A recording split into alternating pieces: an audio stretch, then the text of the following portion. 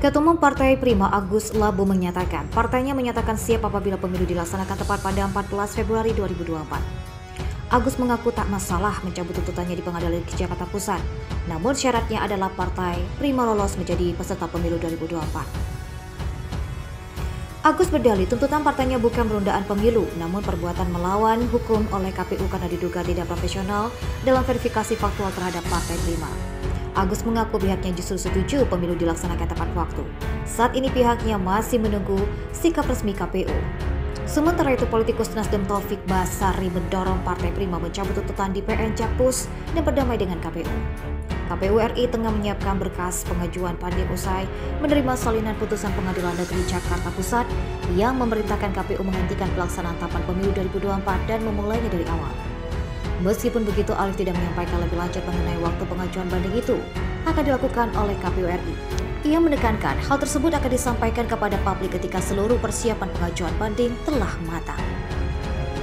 Sebelumnya dalam persidangan di PN Jakpus Jakarta, Kamis 2 Maret Majelis Hakim mengabulkan gugatan Partai Prima terhadap KPU untuk tidak melaksanakan sisa tahapan pemilu 2024 dan melaksanakan tahapan pemilu dari awal selama kurang lebih 2 tahun 47 hari. Dalam pertimbangannya, Majelis Hakim memerintahkan KPU untuk tidak melanjutkan sisa tahapan pemilu 2024 guna memulihkan dan menciptakan keadaan yang adil serta melindungi agar sedini mungkin tidak terjadi lagi kejadian-kejadian lain akibat kesalahan, ketidakcermatan, ketidaktelitian, ketidakprofesionalan dan ketidakadilan yang dilakukan KPU sebagai pihak tergugat.